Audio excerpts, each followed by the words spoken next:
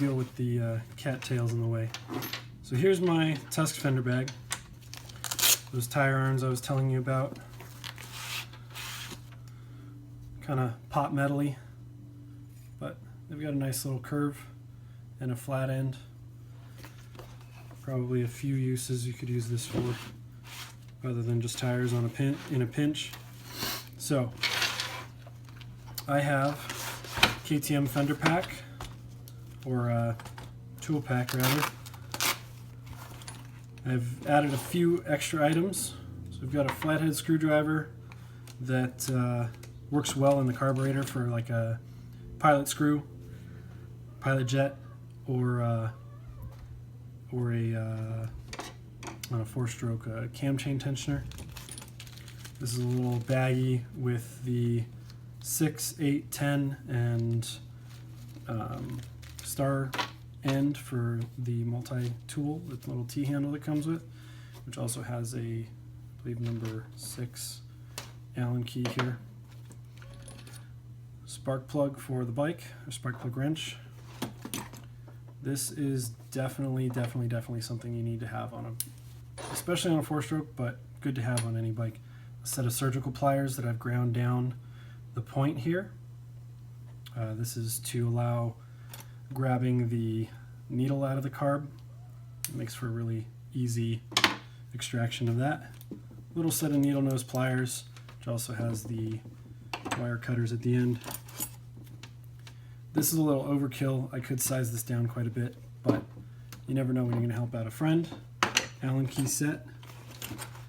These are more of the stock KTM toolkit. 2 10s, an 8, and a 13.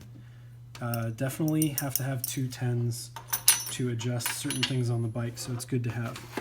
The multi-tool, which fits the carb bowl, the axle. I haven't found what that fits yet, and this is a 21. So a 32 and a 21. 32 would be good for the axles on Hondas and things like that, so if you ride with a buddy with a Honda, you can help them out there.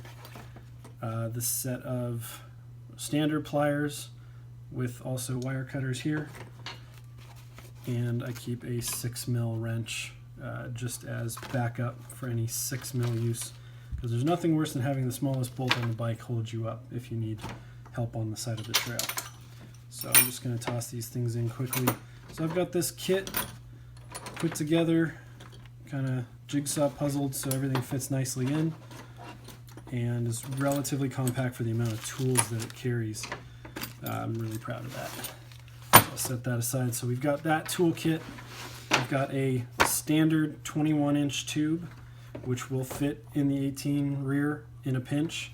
Not recommended to ride long distance on-road. Off-road, I've ridden half a season with one of these, so you can get away with it, but probably want to switch it out at the next town if you're dual sporting or whatnot.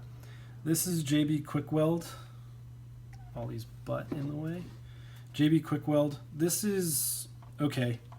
I found that it's kind of hard to use, especially if you need it on the bottom of a case or something like that, or if whatever you're welding is vertical.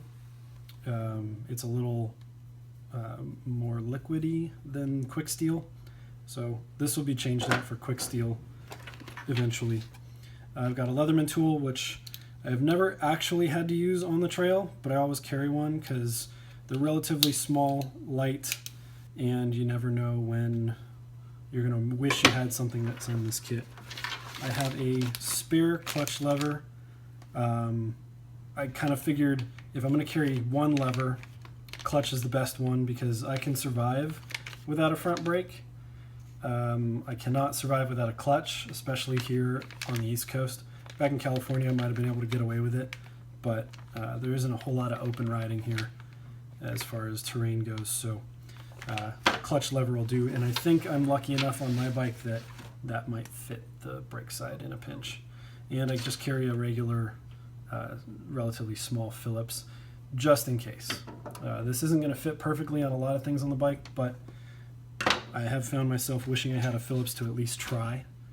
So all this fits in this little bag, not to mention I do have tire irons. I do need to find a pump. I have not ridden with a pump, So I've been relying on others for that. A pump will definitely make life easier and make you feel a little more secure if you're out riding on your own. So decent quality standard tube. This is just a pull out from the tubes that came on the bike when I bought it, and I've got ultra heavy duties in there now, so likelihood of getting a pinch or a flat is pretty slim, but I do have a universal tube here that can cover it. Once I find a nice lightweight pump, I believe that'll fit in here as well, and I'll be all set. So that's my toolkit, as well as a review of the Tusk fender pack. One thing I will recommend, I know it kind of sucks drilling into your fender, but what would really suck is losing your new investment in your toolkit, as well as all the things that you've invested over the years and built up.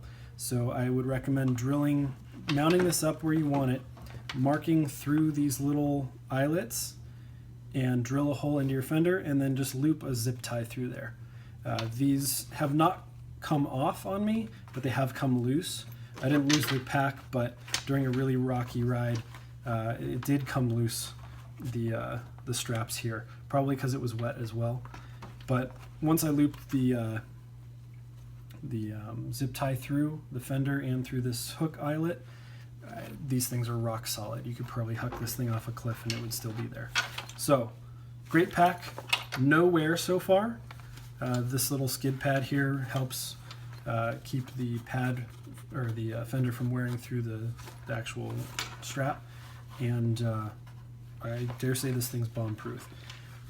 The best $16 I've spent on this bike, hands down. So go out and get one of those, and Rocky Mountain has them on sale right now, I believe at $11.99, and that is of April 5th, 2017. So I believe that's their month doorbuster deal is on one of these. So go get one. Support Rocky Mountain and Tusk Racing. I love those products. I love those guys. Great company. Anyway, Enduro Cat out.